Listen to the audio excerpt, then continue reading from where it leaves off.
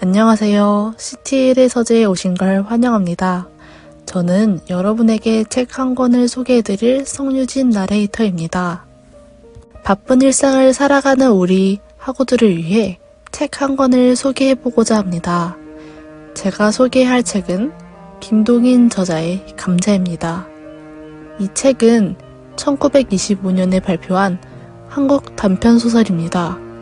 이 소설은 당시 사회상을 매우 사실적으로 그려내며 환경에 의해 변화하는 주인공의 삶을 그려내는 자연주의 소설의 전형으로 알려져 있습니다. 어쩌면 여러분에게 익숙한 제목의 소설일 것입니다. 그렇습니다. 누구나 한 번쯤 읽어보았을 한국 문학이지요. 여러분에게 익숙한 이 책을 지금 이 시간에 공유해보며 고등학교 시절 배웠던 한국 현대문학을 지금의 시점에서 다시 바라보는 시간을 가져볼 것입니다. 각 시대의 인물이 겪었던 갈등과 고민을 생각해보는 기회를 함께 나누고자 이 책을 선정하게 되었습니다. 감자라는 단어에서 오는 책의 첫인상, 여러분은 어떤 생각이 드시나요? 저는 참 투박하다는 생각이 들었습니다. 저는 어딘가 흔하게 존재하고 그다지도 귀하게 여겨지지 않는 작물인 감자가 왜 이 책의 이름을 장식하였는지 궁금하였습니다.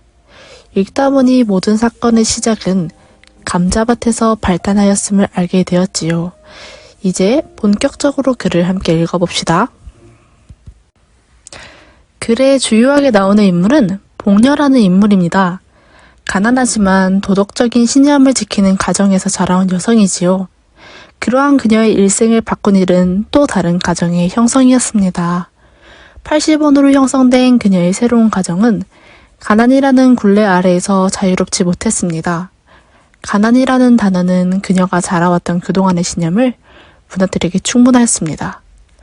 금전적으로 얽혀 생성된 결혼 생활은 그다지도 행복하지 않았습니다. 20살 연상의 남편은 게으르고 분수에 지나친 생활을 하는 사람이었기 때문입니다. 그렇게 두 사람은 동네뿐만 아니라 처가에서까지 인심을 잃어 쫓겨나듯이 빈민굴에 들어와 정착하게 되었습니다. 하지만 그녀는 억척스러웠습니다. 빈민구제 사업으로 송충이를 잡는 일에 지원한 복녀는 남편을 대신하여 돈을 벌며 성실하게 삶을 이어나갔습니다. 하지만 거기에서 이야기가 아름답게 끝이 난 건 아닙니다.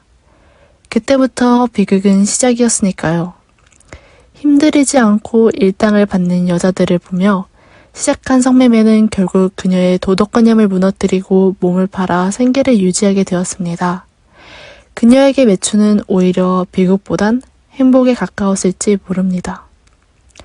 그렇게 서서히 물질주의에 빠지게 되었지요. 그러한 모습을 보고도 그녀의 남편은 아내의 매춘과 그녀의 석연치 않은 죽음까지 묵인하며 돈을 챙기고 소설은 마무리됩니다. 소설의 처음과 끝은 마치 이러한 사건의 원인이 복녀에게 있다는 듯 그려집니다. 저는 책을 읽어나가면서 그러한 시점의 전개가 너무도 잔인하고 역겨웠습니다. 어딘가 존재할 것 같은 복녀의 생애가 가여웠기 때문입니다. 그녀의 인생은 타락하고 나락에 빠지는 것을 잊으며 점점 상황을 즐기는 모습으로 그려졌습니다. 복녀는 그렇게 의미 없는 죽음으로 삶을 끝마친 사람으로 남았습니다. 나중에 그 삶을 즐기는 것처럼 보였던 복녀는 어쩌면 자신의 삶을 체념하였을지도 모릅니다. 그녀의 유일한 희망인 중국인 부자가 그녀를 농락할 때에도, 갑부에게 시집온 여자에게 뒤틀린 질투를 느꼈을 때에도 돈을 못 벌면 얼마나 비참해질지 그녀는 알았기 때문에 두려워하진 않았을까요? 마지막 희망이었던 자신이 할 수 있는 유일한 것조차 못하자 그녀는 삶을 즐긴다기보다는 이 굴레에서 벗어날 수 없을 것이라며 단념하였습니다.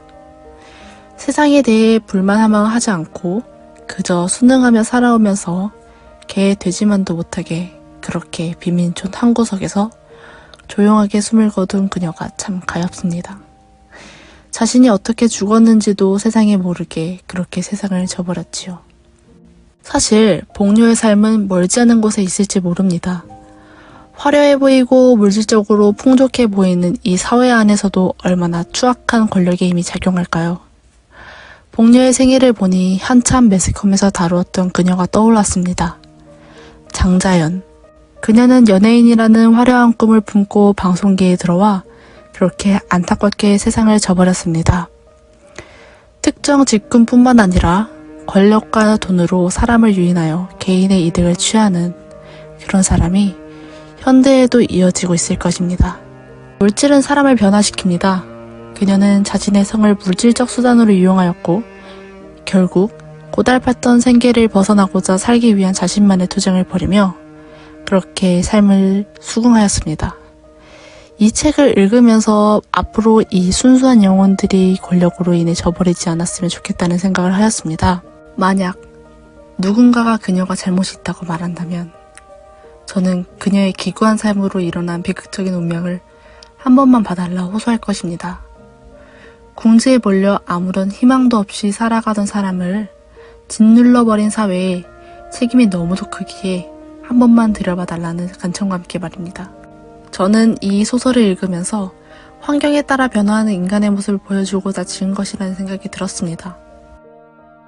1920년대에는 일제의 강제 점령 아래에 있었기에 그로 인해 변화한 작가의 개인의 친일 흔적을 정당화하려는 모습이라는 생각도 듭니다. 작가 개인의 가치관을 드러낸 작품이긴 하지만 당시 시대상을 사실적으로 그려낸 작품이라는 생각이 들어 소설을 읽었습니다. 하지만 이 작가에게 한 가지 사실을 간과하였음을 전하고 싶습니다.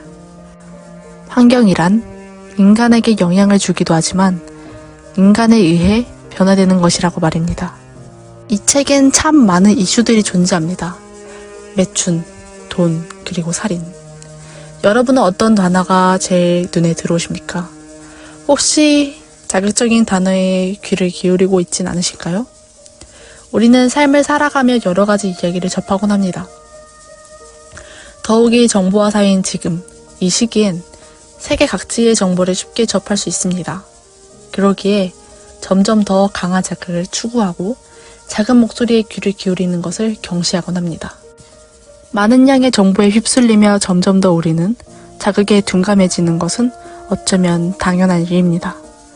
하지만 우리는 관심을 가져야 합니다. 우리의 일이 될지도 모르는 많은 복류의 이야기에 관심을 가져야 하고 그의 아픔을 공감해 주어야 합니다. 이제부터는 자극적인 문구 속에 가려진 진실의 소리에 귀를 기울여보는 것은 어떨까요? 당신은 어떤 삶을 살아갈 것인가요? 그리고 당신의 가치관의 값어치는 얼마나 되나요?